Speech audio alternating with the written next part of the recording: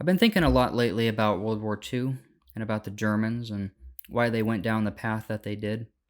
We look at the mid century Germans and what they did as unbelievable, as some sort of alternate reality where that sort of behavior and hatred towards a group of people are unthinkable to us.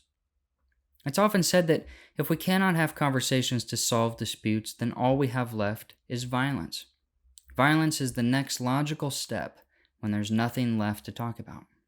So in this video, I have a simple series of questions.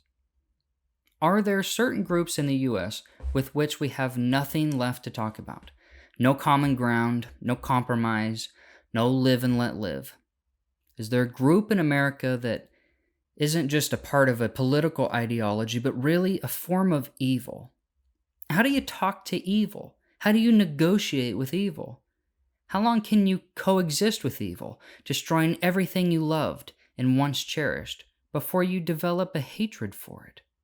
How long can you be gaslit into thinking that hating it is wrong? And why are the only choices either live with evil or be likened to a mid-century German yourself? Now, in the modern world, the only open violence we have left is between countries. There can be no interpersonal violence between citizens. That's been outlawed across the board. In modern societies, we have given the monopoly of violence to the state. The only violence you can commit against your neighbor is to pass laws that allows the state to commit violence against them. An example of this was in India, where sati was practiced. Sati is the act of killing a widow during her husband's funeral. Both the living widow and her husband were set on fire to dispose of the bodies. Well, when India was under British rule, the British decided that this act was unacceptable and banned it, which of course led to public outrage and protests to bring it back.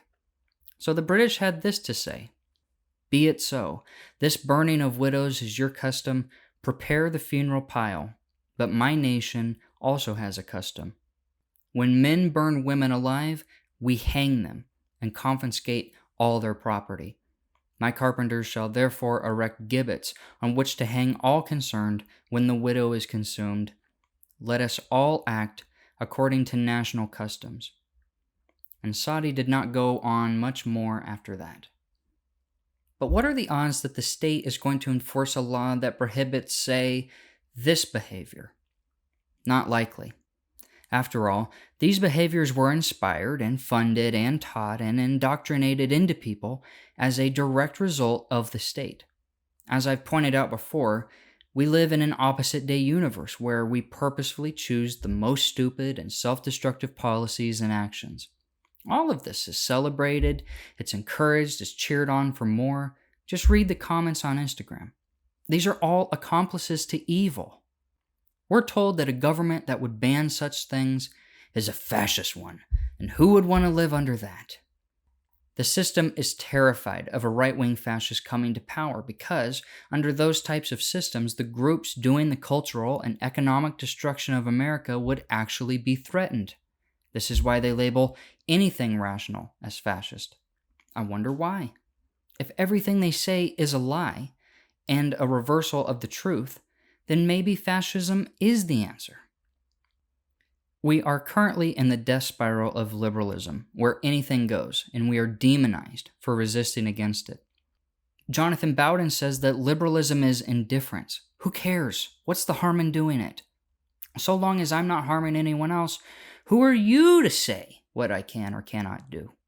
But as we're seeing, the harm is in losing your country. It's having it circle the drain. It's having your kids sexualized, pedophilia normalized, your traditions destroyed, your culture destroyed, your job, your way of life, all sacrificed to the altar of equality and diversity.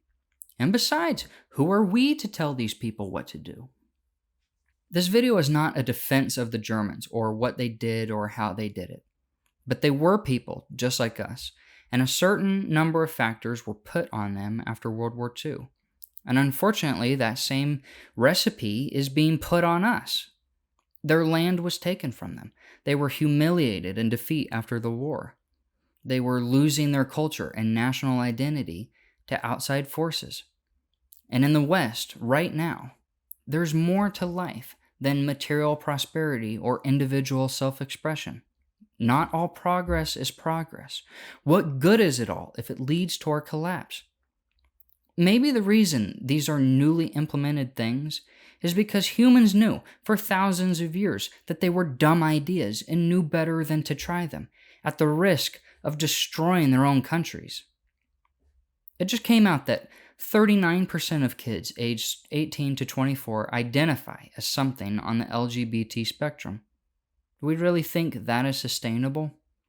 The school systems are teaching that white people are inherently evil. They literally separate little kids in the class by race and label the white kids as oppressors and the black kids oppressees. Is that sustainable? Our good jobs are taken away from us through immigration and newly implemented vaccine mandates. Is that sustainable? It's very easy to look at the Germans and say that they picked a scapegoat and used that to justify their actions, but I want us to be very honest with ourselves right now. Could we not identify a group in this country who is actively trying to destroy it? Is that scapegoating? If you have a problem employee, you fire them. You remove them from your building, your premises, your land, so that you don't have that problem anymore. Is that scapegoating? You can't have someone around who is actively trying to destroy your business, your purpose, your goal. It won't remain the same business. This literally happened in real life, by the way. Walt Disney would never have signed off on the garbage that they produce now. Henry Ford would have never made the gay pride truck. These things happened because progressive elements entered the businesses and literally outlived the founders. Just like what's happening in our country on a national scale. They infiltrated the deep state. They infiltrated the universities and most school systems. They infiltrated the media. They infiltrated Hollywood. They infiltrated the HR departments. They infiltrated DC.